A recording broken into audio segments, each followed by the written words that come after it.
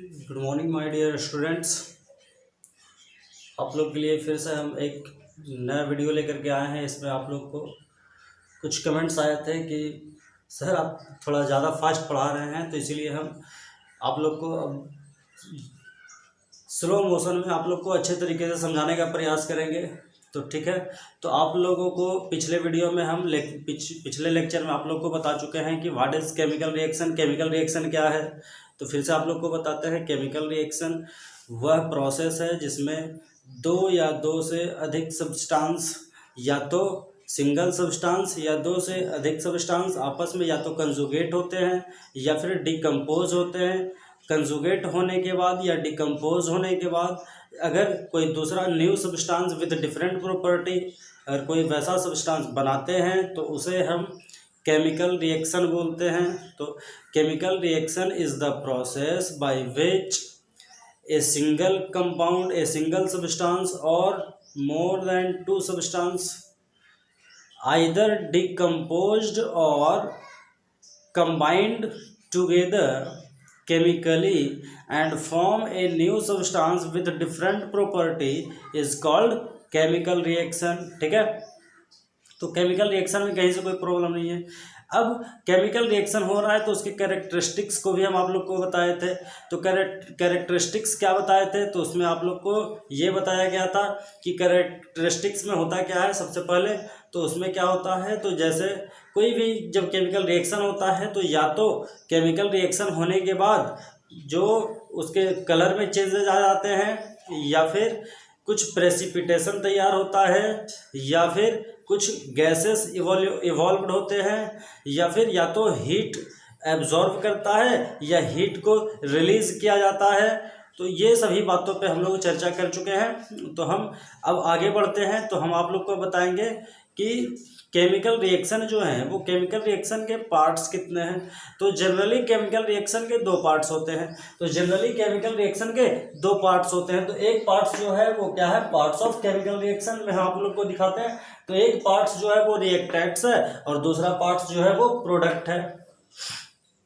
तो एक पार्ट जो है वो रिएक्टेंट्स है और दूसरा पार्ट जो है वो प्रोडक्ट है। तो रिएक्टेंट्स किसको बोलते हैं, तो substances that take participate in chemical reaction.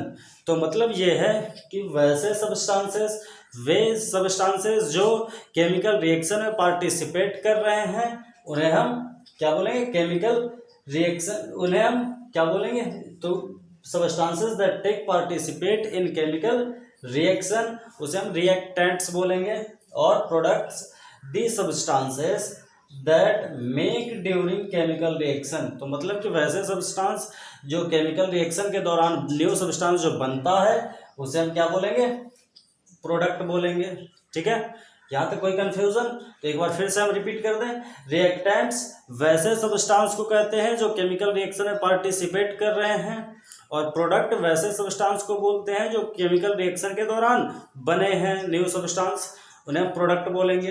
तो अब आप लोग एग्जाम्पल के माध्यम से समझ सकते हैं, जैसे मैग्नीशियम और ऑक्सीजन। तो मैग्नीशियम जो है वो हम बताए ही है, मैग्नीशियम जो है वो मॉइस्ट एयर से, किससे, तो मैग्नीशियम मॉइस्ट एयर से रिएक्ट करने के बाद मैग्नीशियम ऑक्साइड बनाता है।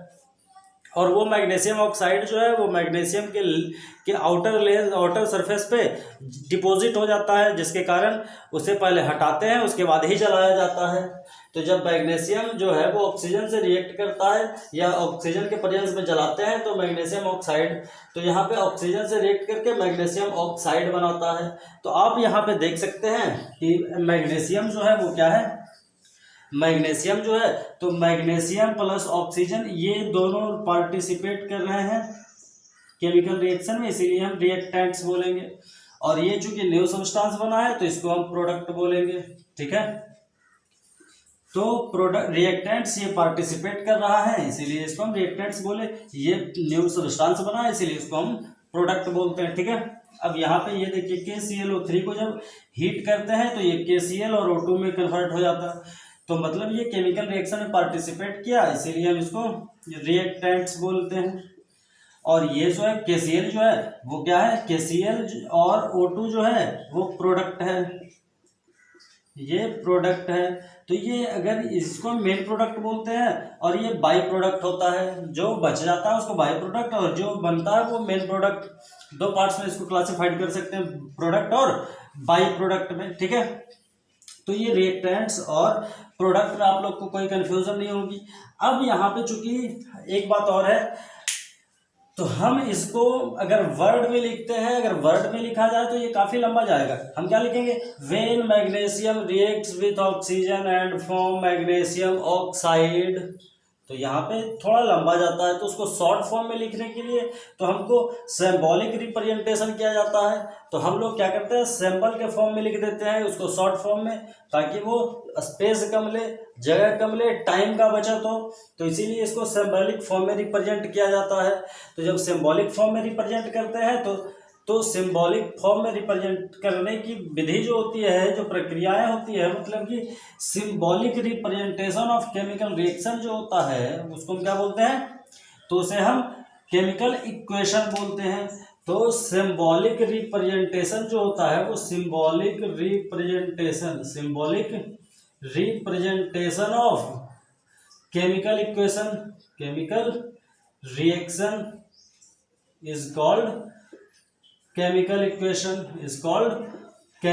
इक्वेशन। तो यहाँ पे आप लोग देख चुके हैं कि सिंबॉलिक रिप्रेजेंटेशन जो होता है, तो हम इसको, ये जो सिंबल के फॉर्म में लिखे हैं इसको हम केमिकल इक्वेशन बोल सकते हैं। दोनों को केमिकल इक्वेशन बोला जाता है, सिंबॉलिक फॉर्म में इसको रिप्रेजेंट किए हैं, तो इसीलिए इसको हम केमिकल इक्वेशन बोलते हैं, ठीक है।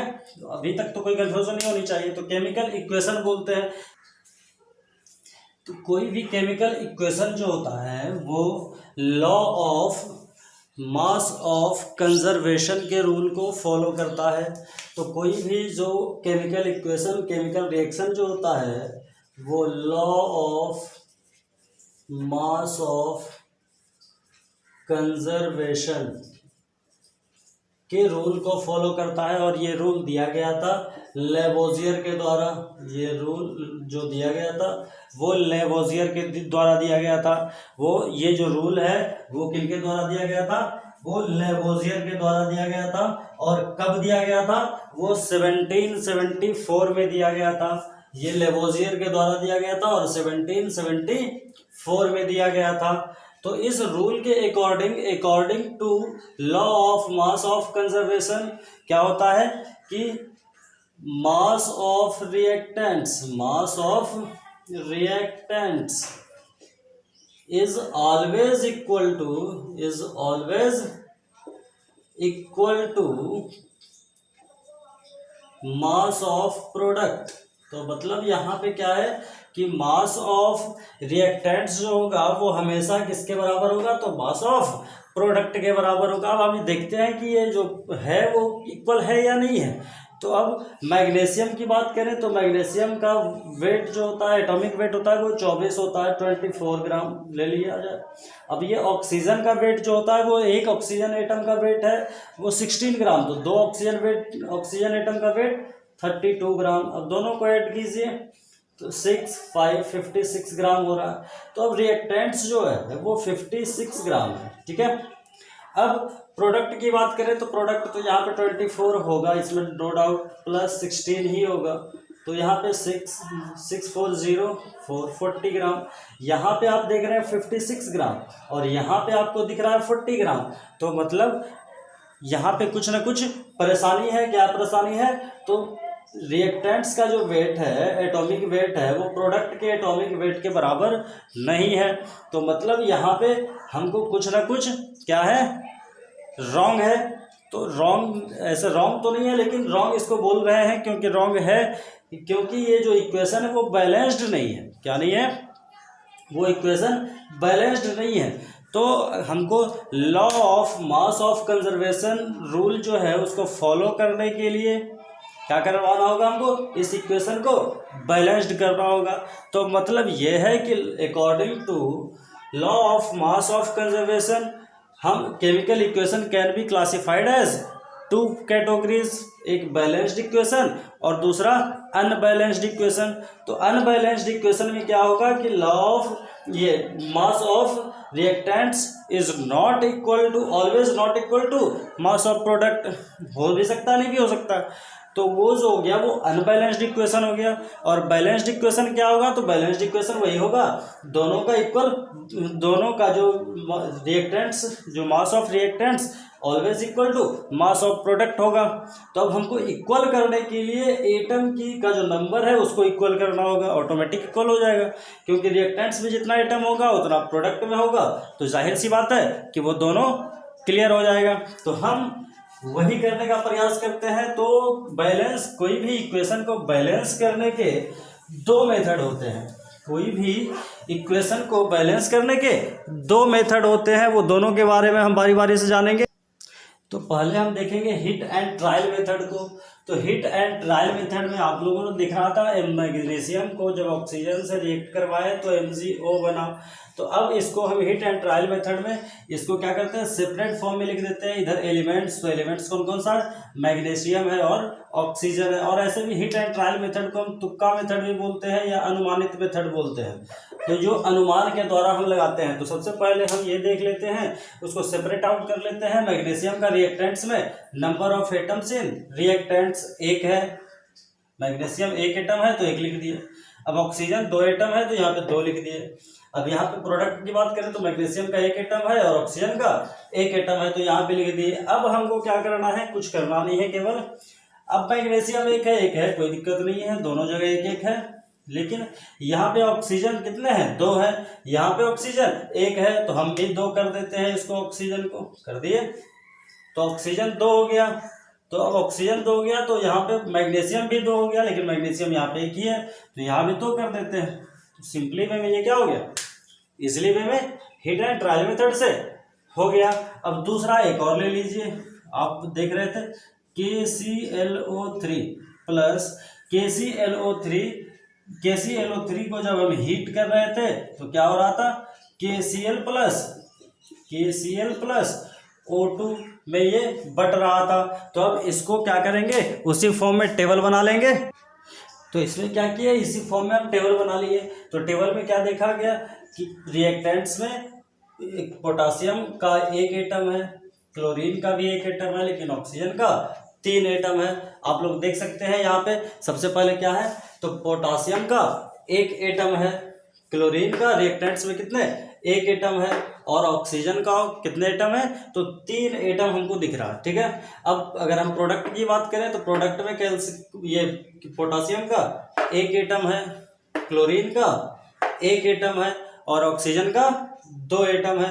तो आप ये अब इसको हम क्या करना है, सभी को इक्वल करना है। तो इक्वल करने के लिए क्या करना होगा हमको, तो सबसे पहले हम अब यहाँ पे KCl की बात करें तो KCl दोनों का तो इक्वल है, हमको इसको तो कुछ करना नहीं है।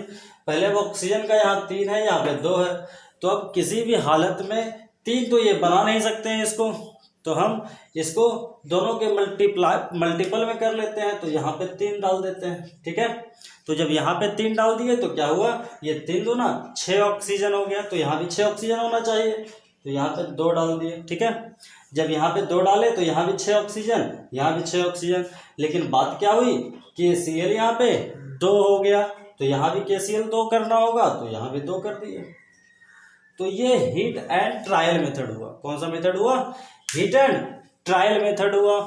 अब बात करते हैं हम अलजेब्रिक मेथड की। किसकी बात करते हैं, अलजेब्रिक मेथड की। तो अलजेब्रिक मेथड में भी, तो अलजेब्रिक मेथड में क्या होता है, तो अलजेब्रिक मेथड में होता है सबसे पहले हम किसी भी अनोन नंबर से, किसी भी अल्फ़ाबेट, किसी भी अनोन नंबर से हम इसको मल्टीप्लाई कर देते हैं, और जब मल्टीप्लाई करते हैं तो उसको एक सिंपल रेशियो में लाने के प्रयास करते हैं। तो ऐसा करिए, इसको हम A से मल्टीप्लाई किए, इसको B से कर दिए, इसको C से कर दिए। ठीक है। तो अब यहाँ पे अगर हमको यहाँ A से मल्टीप्लाई किए, यहाँ B से मल्टीप्लाई किए और यहाँ पे C से मल्टीप्लाई किए, तो अब जो है वो मैग्नीशियम की बात करें तो मैग्नीशियम का रिएक्टेंट्स में कितना है, तो मैग्नीशियम को हम लिख सकते हैं रिएक्टेंट्स में A, यहाँ पे भी क्या है, तो यहाँ पे A = C है, क्योंकि एक ही तो है, तो मैग्नीशियम भी 1 है, तो इसीलिए A = C कर दिए। अब ऑक्सीजन की बात करें तो ऑक्सीजन यहाँ पे 2 है ना, ऑक्सीजन की बात करें तो रिएक्टेंट्स में 2 ऑक्सीजन है, तो इसीलिए 2B कर दिए, ऑक्सीजन को क्या 2B कर दिए। क्योंकि यहाँ पे सिंगल था तो इसीलिए एक ही है, तो और यहाँ पे बात क्या, यहाँ पे सिंगल है तो यहाँ C है, तो A इक्वल टू C कर दिए, ठीक है। अब अगर B की बात किया जाए तो यहाँ पे B इक्वल टू O2 है, तो 2B equal to only C, 2B equal to C कर दिए, तो B इक्वल टू कितना हो जाएगा C/2। तो अब हमको निकालना है A रेशियो B, तो जब A रेशियो B निकालना है तो यहाँ पे C रेशियो C/2। तो अगर हम 2 को हटाना चाहें तो 2 से मल्टीप्लाई करना होगा, तो मतलब जाहिर सी बात है 2 से मल्टीप्लाई करना होगा, 2 से 2 गया तो यहाँ पे 2:1 आ गया, कितना आ गया 2:1 आ गया। अब 2:1:1 तो यहाँ पे कितना आ गया 2:1 आ गया, तो जब 2:1 आ गया और C तो C रहेगा ही रहेगा, मतलब कि यहाँ पे A/B/C की बात करें तो 1 क्या हो जाएगा C/C/2/C हो गया। तो अब A/B/C तो C/C/2/C, तो अब यहाँ पे अगर हमको 2 हटाना है तो 2 से दोनों जगह मल्टीप्लाई करना होगा, 2 से 2 गया तो मतलब यहाँ पे 2:1:2, 2:1:2, तो मतलब जाहिर साफ बात है कि A की जगह पे 2 पुट कर देंगे, B की जगह पे 1 पुट करेंगे, तो 1 तो पुट करे या ना करे कोई दिक्कत नहीं है, C की जगह पे भी 2 पुट करेंगे। तो इस मेथड के द्वारा हम इसे ये क्या क्या बैलेंस कर सकते हैं, मैग्नीशियम दो ऑक्सीजन दो ऑलरेडी। अब सेकंड एग्जांपल में चले तो सेकंड एग्जांपल क्या है KClO3 है, क्या है तो अलजेब्रिक मेथड में ही KClO3 है। तो जब KClO3 है तो यहाँ भी हम क्या करेंगे, इसको पहले हम मिटा लें, तो यहाँ भी क्या करना होगा हमको A से मल्टीप्लाई करना होगा, यहाँ B से और यहाँ C से मल्टीप्लाई करना होगा। तो अब हम फिर से वही सेम फॉर्मूला अप्लाई करेंगे फॉर पोटासियम। पोटासियम के लिए 1 है तो A इक्वल टू, इधर अगर पोटासियम की बात करें तो B है तो A इक्वल टू B हो गया, कोई दिक्कत नहीं। क्लोरीन की बात करें तो क्लोरीन बराबर भी यहाँ पे क्या है, क्लोरीन जो है फॉर क्लोरीन भी एक ही है तो इसीलिए A ही यूज होगा, और इधर क्लोरीन क्या है B, A equal to B ही यूज होगा यहाँ भी, ठीक है। अब अगर ऑक्सीजन की बात करें तो ऑक्सीजन की संख्या यहाँ पे 3 है तो 3A, और इधर जो है वो ऑक्सीजन की संख्या 2 है तो 2C। तो यहाँ पे साफ साफ दिख रहा है 3A इक्वल टू 2C। तो अब हमको सब तो B में लाए हैं तो इसको भी हम B में ले आए तो ज़्यादा बेटर होगा। तो B में लाने के लिए A इक्वल टू B है तो यहाँ पे 3B इक्वल टू क्या हो जाएगा 2C हो जाएगा। तो C बराबर क्या हो जाएगा, तो C इक्वल टू 3B/2 हो जाएगा। तो मतलब साफ साफ A ratio B ratio C equal to, तो A के जगह पे A रेशियो B तो है तो B हो गया, B रेशियो B तो B होगा ही होगा।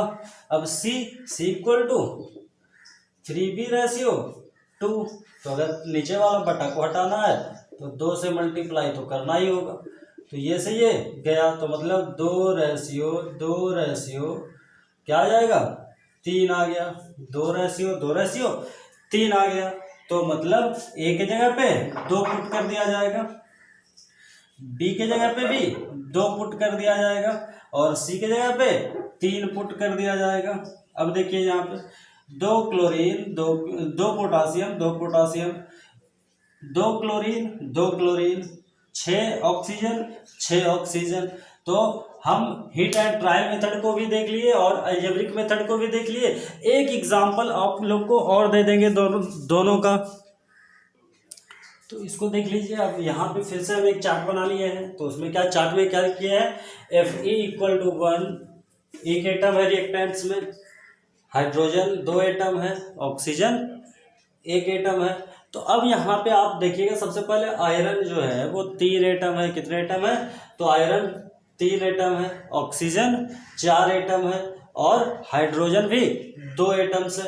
तो अब इसको हमें हिट एंड ट्रायल मेथड से क्या करना है, इसको बैलेंस करना है। तो बैलेंस करने के लिए तो सबसे पहले जो कम्प्लेक्स कंपाउंड होता है उसको पकड़ लेते हैं। तो यहाँ पे ये आपको कम्प्लेक्स नजर आ रहा है, तो कम्प्लेक्स नजर आ रहा है। तो आयरन 3 है, यहाँ पे आयरन 1 है, ऑक्सीजन यहाँ 4 है, यहाँ पे ऑक्सीजन 1 है। तो ऐसा कीजिए, पहले ऑक्सीजन को 4 बना दीजिए, ठीक है। पहले ऑक्सीजन को हम 4 बना दिए। तो जब ऑक्सीजन 4 हो गया तो ऑक्सीजन यहाँ भी 4 हो गया, कोई दिक्कत नहीं है। लेकिन हाइड्रोजन यहाँ पे 8 हो गया, तो यहाँ पे हाइड्रोजन 2 है, तो हाइड्रोजन को भी 8 कर दीजिए, ठीक है। तो हाइड्रोजन भी 8 हो गया। अब गड़बड़ कहाँ पे है? तो हाइड्रोजन ऑक्सीजन तो बैलेंस हो गया, लेकिन आयरन 3 है, तो यहाँ भी आयरन को 3 कर दीजिए, ठीक है। तो ये किस मेथड से हो गया? तो ये जो है वो हिट एंड ट्रायल मेथड से हो गया। अब अगर अलजेब्रिक मेथड की बात करें तो जैसे कि पहले देख रहे थे वैसे ही अलजेब्रिक इक्वेशन में अभी भी हम देखेंगे। तो अलजेब्रिक इक्वेशन में तो हम अलजेब्रिक मेथड से अगर करते हैं तो ये सबसे पहले इसको तो हटा दिया जाए, है ना, तभी तो बनेगा। तो अब अलजेब्रिक मेथड से देखें फिर से, तो अलजेब्रिक मेथड में क्या होगा, जैसा पहले से आप करते आ रहे हैं अलजेब्रिक मेथड में मल्टीप्लाई करना होगा, ए से B C and D multiply कर दिए। तो अब मल्टीप्लाई कर दिए तो अब एफ ई के लिए देखें तो रिएक्टेंट्स में एक ही एफ ई है, तो ए इक्वल टू यहाँ पे 3 है तो 3C हो गया, ठीक है। अब हाइड्रोजन की बात करें तो हाइड्रोजन तो यहाँ पे 2 है तो 2B इक्वल टू, हाइड्रोजन की बात करें तो यहाँ पे 2D हो जाएगा, 2B इक्वल टू 2D हो जाएगा, तो B इक्वल टू D, ऐसे ही हो गया। अब क्या है, ऑक्सीजन की बात करें तो ऑक्सीजन यहाँ पे तो सिंगल है, तो B इक्वल टू यहाँ पे ऑक्सीजन 4C, यहाँ पे ऑक्सीजन 4C, ठीक है। तो अब B की जगह पे हम 4C लिख सकते हैं, तो D इक्वल टू 4C, तो D इक्वल टू 4C। अब हम निकाल लें तो A ratio, B ratio, C ratio, D की बात करें तो A की जगह पे 3C रेशियो, B की जगह पे B इक्वल टू 4C, फिर C की जगह पे तो C ऑलरेडी रहेगा वो प्रेजेंस। अब D की जगह पे तो एक मिनट, D की जगह पे क्या होगा, तो हाँ, तो B की जगह पे 4C है, ठीक है।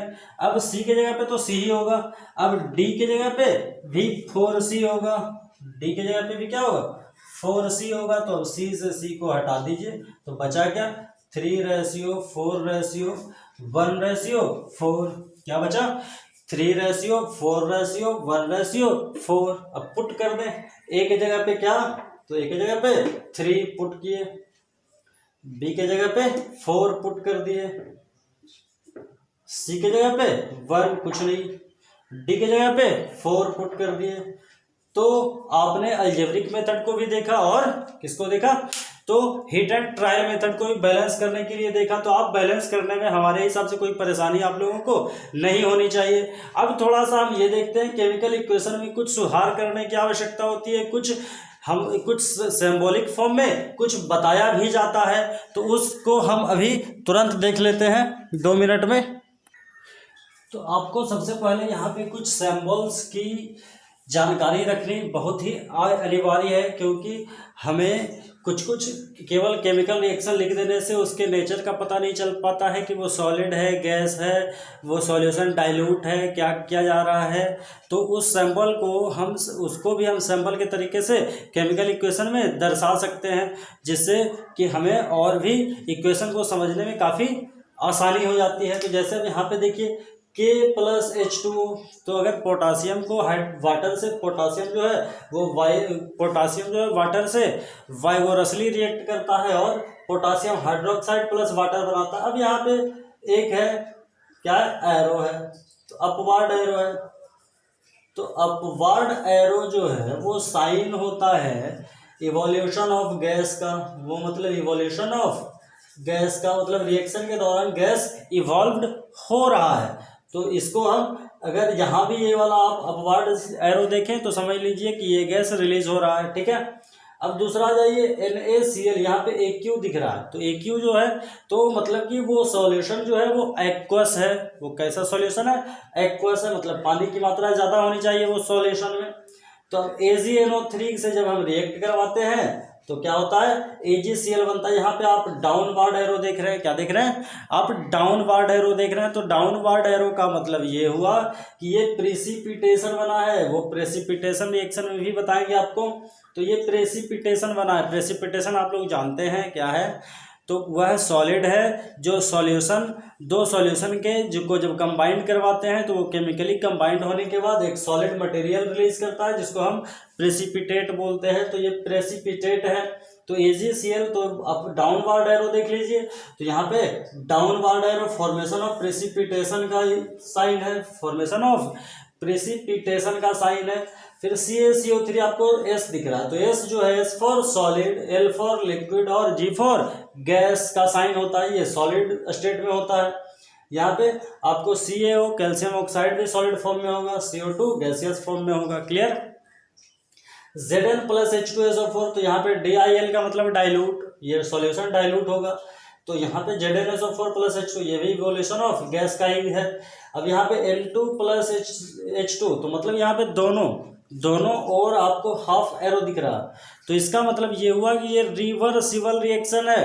ये N2 प्लस H2 को मिलाएंगे तो NH3 बनेगा, और जब इसको हीट करेंगे तो ये नाइट्रोजन और हाइड्रोजन में पुनः टूट जाएगा। तो मतलब ये रिवर्सिबल है। और यहाँ पे आप दिख रहा है क्या? प्लस 22.5, तो मतलब कि ये इतना एनर्जी रिलीज कर रहा है। तो रिलीज जो करता है उसको कौन सा रिएक्शन? एक्सोथर्मिक। तो वैसा रिएक्शन, केमिकल रिएक्शन जिसमें हीट रिलीज होता है उसको हम एक्सोथर्मिक रिएक्शन बोलते हैं। यहाँ पे हीट कम गया है, पहले अगर ये हीट था लेकिन इतना हीट लॉस कर दिया है, माइनस है। माइनस का मतलब लॉस कर रहा है, प्लस का मतलब हीट गेन कर रहा है। तो यहाँ पे नहीं, यहाँ पे क्या किया? इतना हीट जो है वो क्या किया? हीट को इतना कम हो गया, हीट इसमें लॉस हो गया। तो जब हीट लॉस हो गया इतना, तो मतलब ये है कि पहले हीट ज़्यादा, तो इसलिए हीट एब्जॉर्ब किया है, तभी ना हीट लॉस किया, क्योंकि हीट को ये एब्जॉर्ब किया। तो एब्जॉर्ब किया, तो हीट को जब एब्जॉर्ब किया तो ये एंडोथर्मिक क्या हो जाएगा? ये एंडोथर्मिक, मतलब कि पहले जो है वो हीट को लिया और रिलीज कम किया, माइनस में चला गया, तो ये एंडोथर्मिक हीट को एब्जॉर्ब किया। ये इसको रिक्वायरमेंट हुई हीट को एब्जॉर्ब करने की, और इसको रिक्वायरमेंट हुई हीट को रिलीज करने की। प्लस में ये हीट रिलीज किया, ये माइनस में है। तो यहाँ पे KClO3, अब ये डेल्टा का जो साइन है वो हीट का साइन है, ये इसको हीट कर रहे हैं। तो अब यहाँ से आप देख सकते हैं S for solid, L for liquid, G for gas, inversible reaction, irreversible reaction, reversible reaction, formation of precipitation. तो ये सिंबल्स को कुछ याद रखिए, वो आपको केमिकल रिएक्शन लिखने में काफ़ी हेल्पफुल होगा। ठीक है, धन्यवाद। आप लोग को नेक्स्ट वीडियो में हम मिलते हैं।